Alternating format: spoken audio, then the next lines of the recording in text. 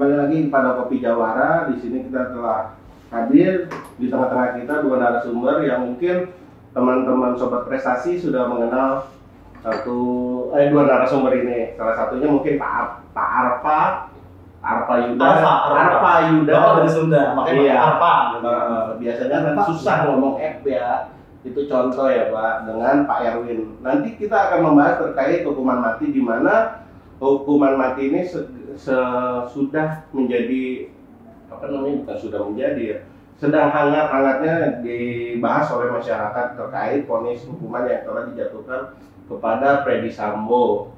Mungkin karena Tota Sayang di sini telah hadir dua narasumber, mungkin ada yang ingin kenal lebih jauh kepada dua narasumber itu. Mungkin silakan Pak Arfa untuk memperkenalkan diri. Ya, terima kasih. Assalamualaikum warahmatullahi wabarakatuh. Waalaikumsalam warahmatullahi wabarakatuh. Saya Arfa Yuda Indriawan dari Divisi Keimigrasian Kanwil Kemenkumham Banten. Salam kenal buat rekan-rekan semuanya yang mungkin baru kenal sama saya. Lanjut Pak Iwan.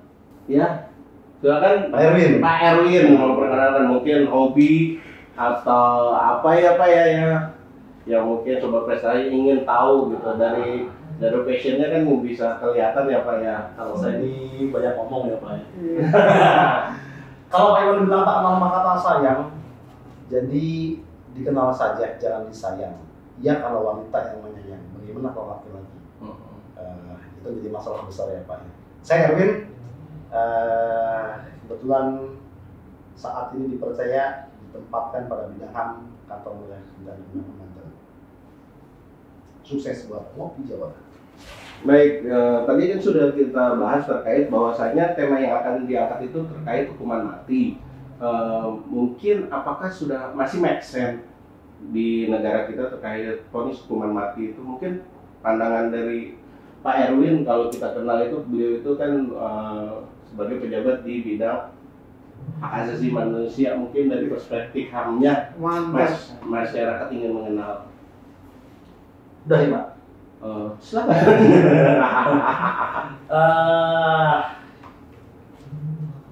Berat, kamu nggak akan kuat, biar bilang saja.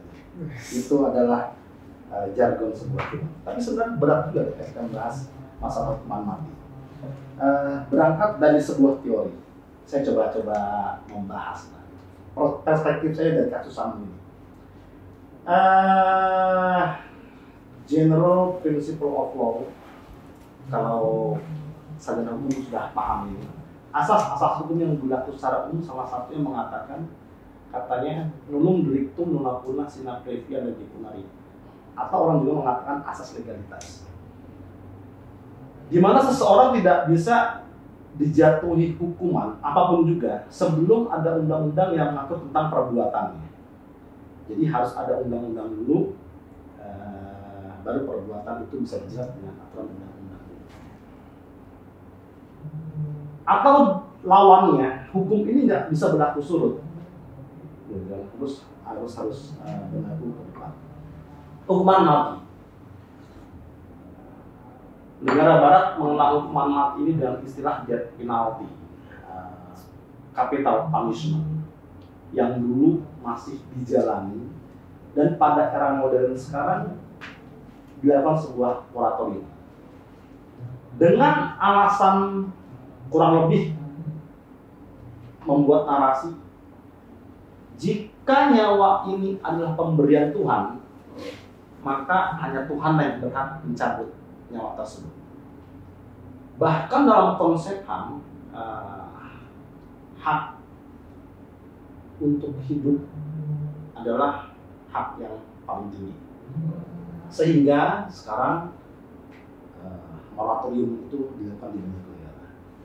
Lalu muncul pertanyaan, kenapa Indonesia masih menerapkan sebuah hukuman mati? Bahkan negara yang terafiliasi dengan hukum Islam masih menerapkan hukuman mati. Oke. Dari sudut pandang HAM, banyak perdebatan yang terjadi sampai sekarang ketika kita membahas hak asasi manusia yang universal dan partikular. Artinya jika secara umum universal itu boleh dilakukan, bukan berarti secara lokal ini juga harus seperti yang universal. Lokal boleh berseberangan, kontradiktif dengan yang dilakukan oleh universal. Jika universal bilang nggak boleh ada hukuman mati, tapi lokal mengatakan boleh ada hukuman mati. Versi kamu sebenarnya mau silahkan.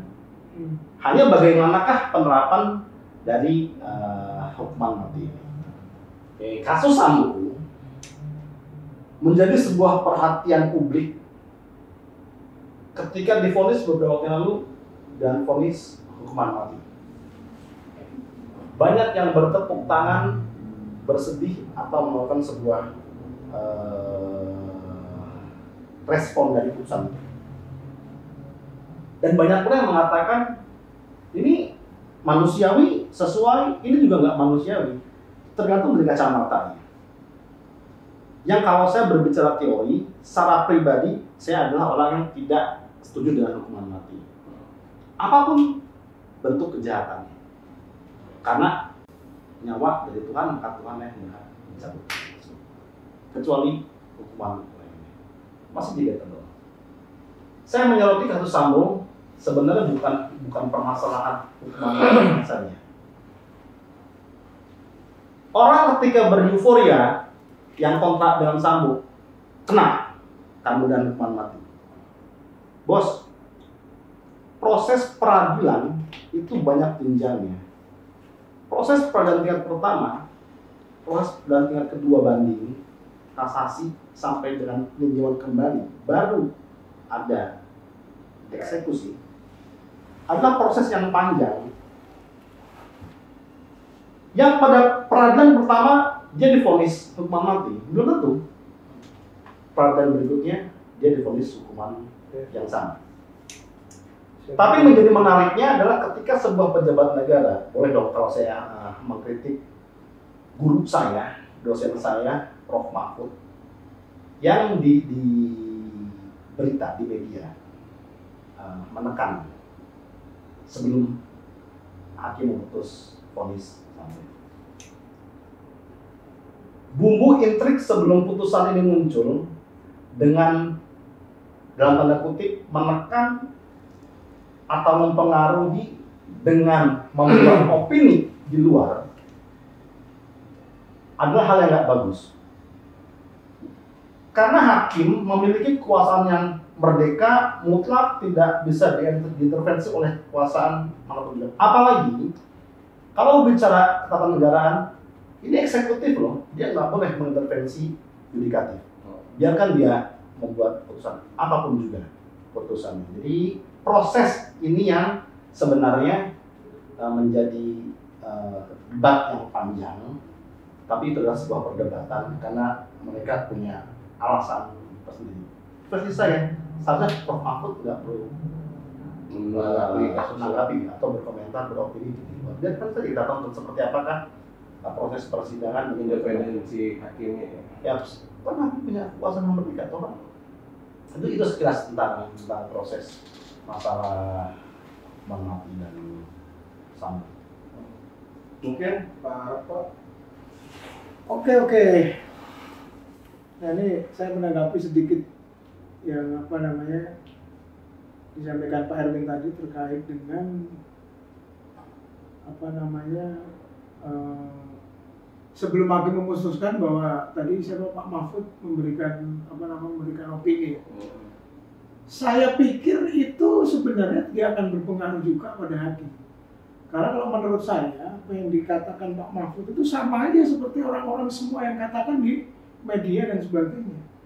Itu kalau menurut saya bukan, karena kapasitas dia memang dia sebagai menteri ya, artinya itu karena dia memberikan pendapat itu bukan sebagai orang biasa mungkin.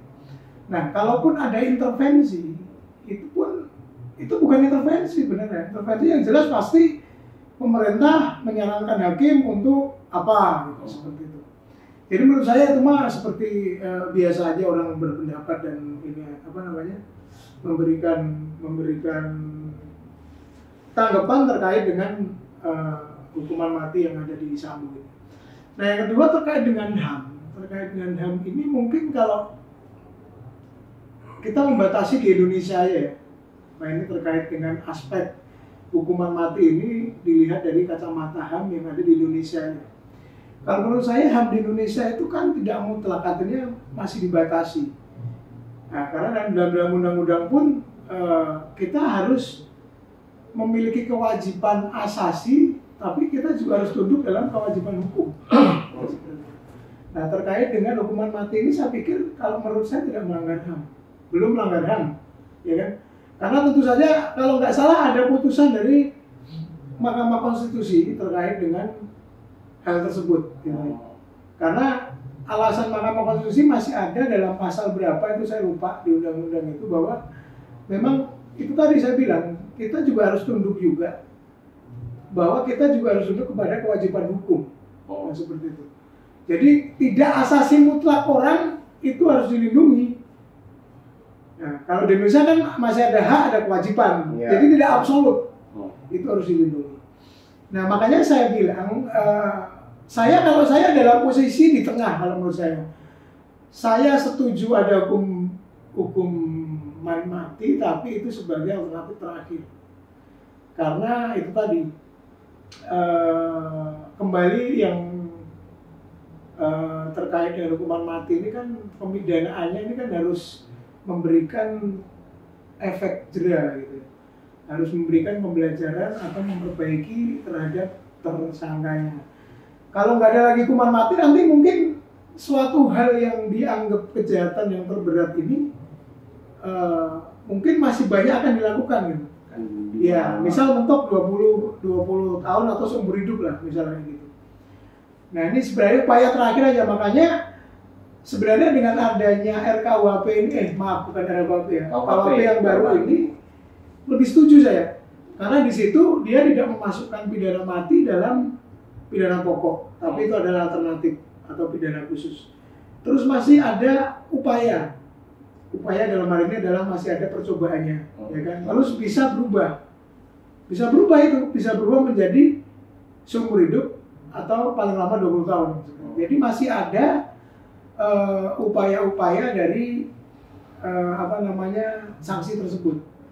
Karena kita juga harus memandang seperti ini, tidak semua hakim memutuskan hal hukuman mati ini dengan benar. Karena itu kan persepsi hakim, kita nggak boleh mengintervensi itu. Karena hakim juga manusia dong, pasti punya kesalahan. Makanya dengan adanya seperti dalam KUHP ini saya setuju. Itu ada masa percobaan, bisa berubah dan sebagainya. Nanti masih ada upaya-upaya.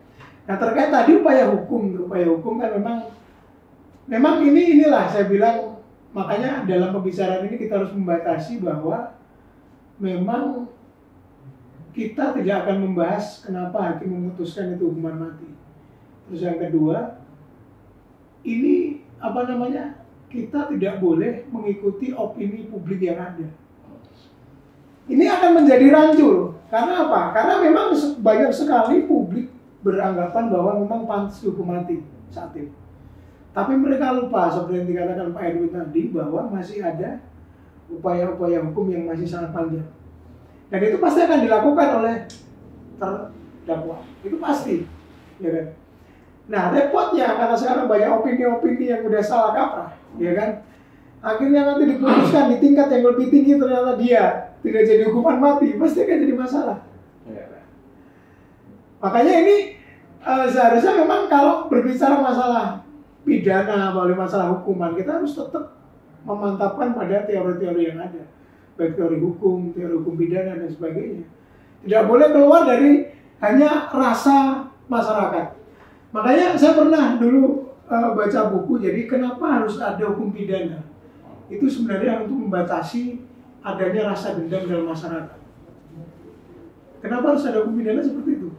Karena mungkin ya, misal Pak Iwan melakukan pembunuhan beberapa orang anak kecil, pasti di masyarakat luas dengan berita-berita yang ada, dendam itu pasti akan ada.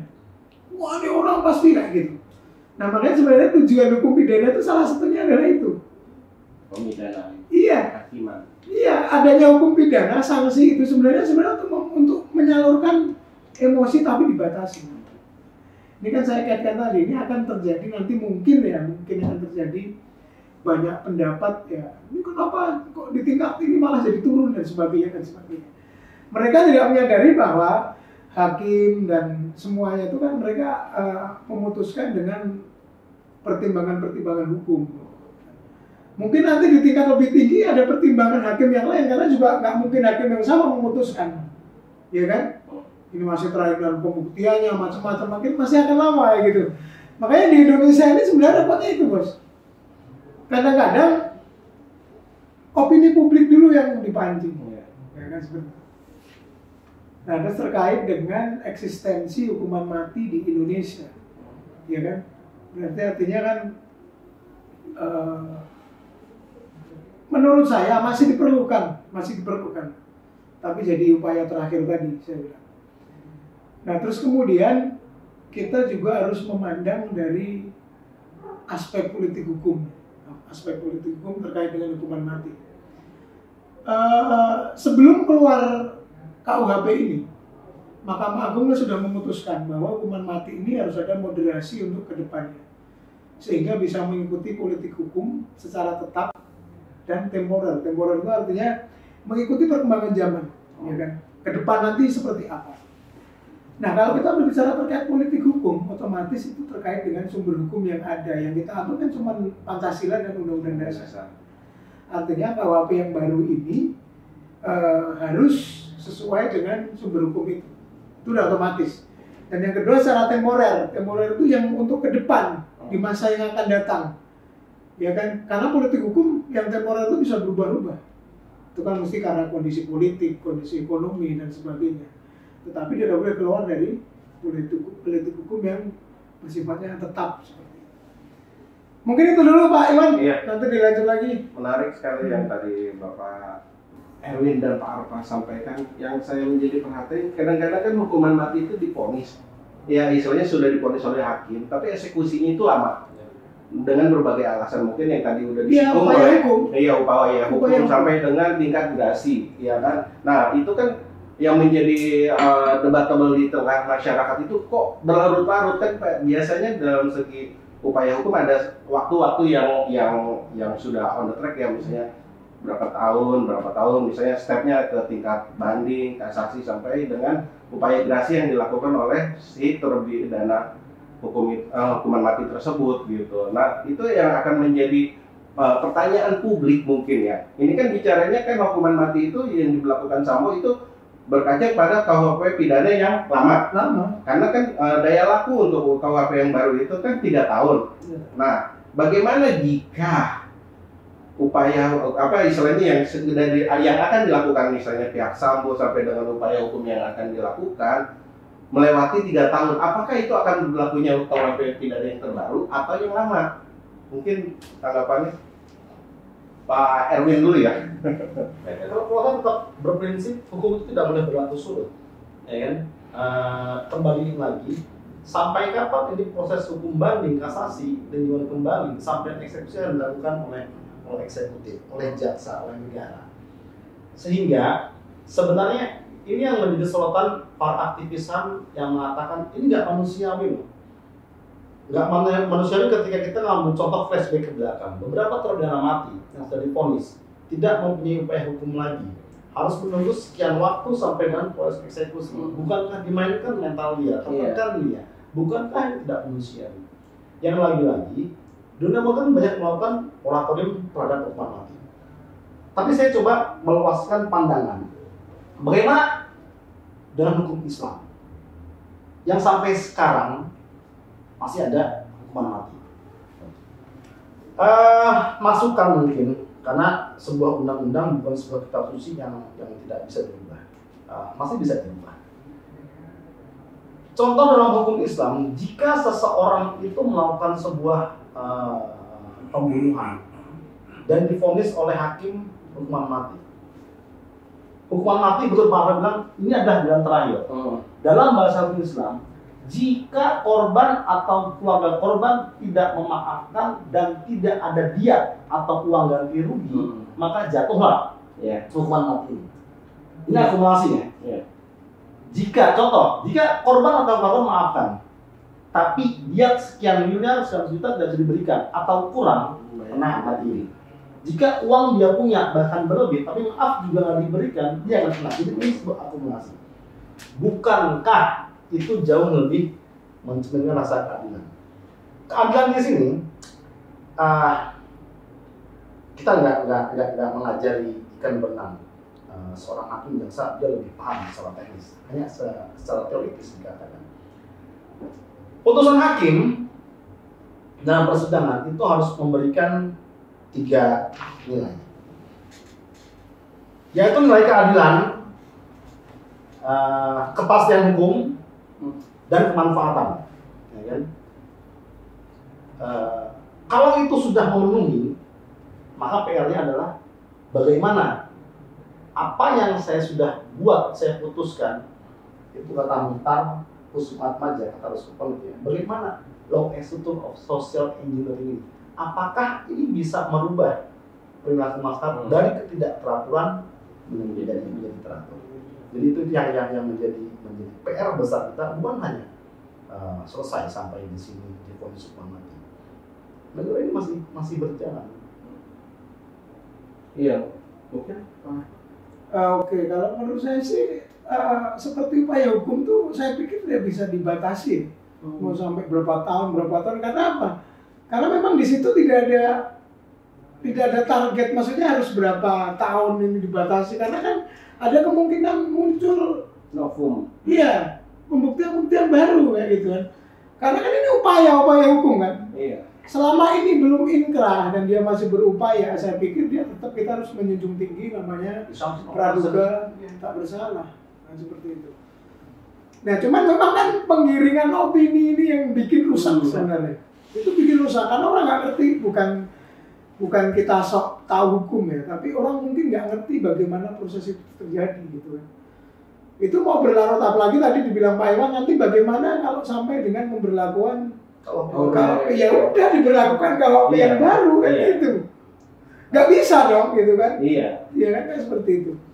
Jadi kan masih akan panjang, ini kan dia di PN nih, nanti banding ke tinggi nih, masih banding lagi nanti masih lagi dia permohonan gerasi dan sebagainya, masih lama gitu.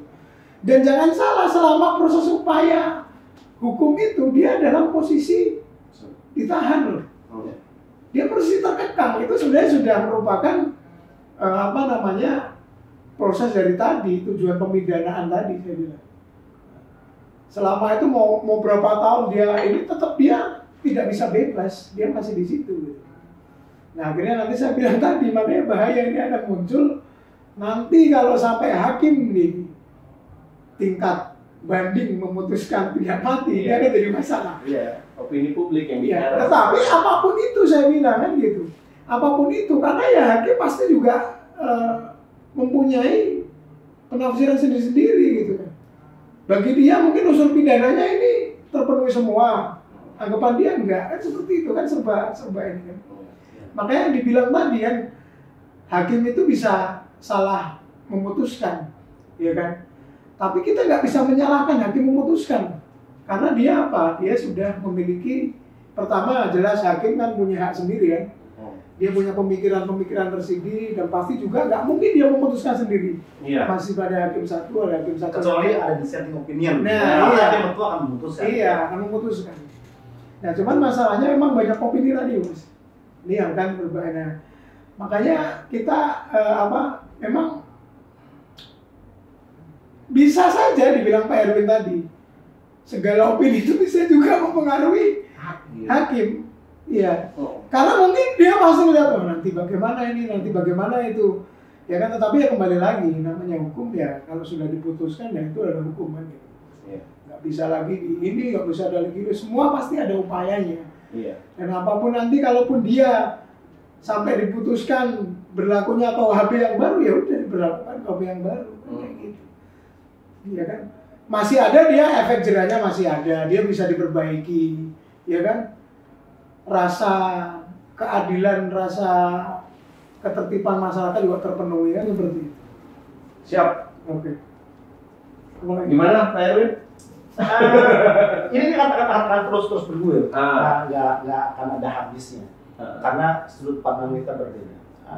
Sampai kapanpun Pak, apapun juga topik terhadap negara, terhadap pemerintah, dia akan terus menjadi sebuah perhatian. Tapi intinya kan, bagaimana sebuah kejadian bisa mengajarkan masyarakat supaya tadi fungsi hukum yang law of social engineering ini bisa diterapkan. Jadi begitu sebenarnya. Baik. Ada lagi tambahan Pak Arfa? Mungkin closing statement dari pembicaraan pagi kita ini. Iya. Mungkin ada bagusnya juga. Ini lagi tren hukuman mati gara-gara Sambul, ya kan? Sehingga orang kembali akan membicarakan apa itu hukuman mati. Dimanapun pasti omongannya pasti ini gitu. Nah, kecuali di pendapat-pendapat di media yang nggak jelas itu ya, pasti banyak orang akan membahas. Dan akhirnya nanti akan mengarahnya bagaimana dengan hukuman mati di KUHP yang baru. Itu udah pasti. Apakah dia memenuhi HAM, apakah dia ini, jadi mungkin yang terakhir menurut pendapat saya sebelum podcast ini ditutup, jadi mungkin KUHP yang baru ini jawaban juga antara pro kontra dan kontra. Dia ada jalan tengahnya. Ada jalan tengahnya. Iya, seperti itu, dia ada jalan tengahnya karena masih ada upaya dan macam-macam, sehingga tidak semata-mata bahwa itu sudah dihukum mati gitu. Walaupun masih ada upaya pengadilan seperti yang kita bicarakan tadi, tapi dalam sanksinya dia di luar pidana pokok atau pidana alternatif gitu. Itu aja sih menurut saya Pak Iwan. Baik. Closing statement untuk Bapak Erwin Firmansyah. Bukan hanya teori. Ada pepatah yang mengatakan sebenarnya dari sebuah film. Nama filmnya Renegades pada tahun 90-an. Oh, saya belum lahir Pak. Ini menjadi aktornya Lorenzo Lamas. Dia selalu mengatakan pada ending sebuah film dalam bahasa justice may be blind, but it can see the dark. Bahwa kegelapan, kesuraman, ketika berbicara hukum, apapun juga jenis hukum, maupun negara, hukum Tuhan, keadaan pasti akan dimunculkan. Jadi itu yang saya sampaikan, hanya waktu yang akan menjawab. Sudah Pak. Baik, sobat prestasi Kopi Jawara, mungkin demikian obrolan pagi kita ini. Wabillahi taufiq wal hidayah. Assalamualaikum warahmatullahi wabarakatuh. Dah.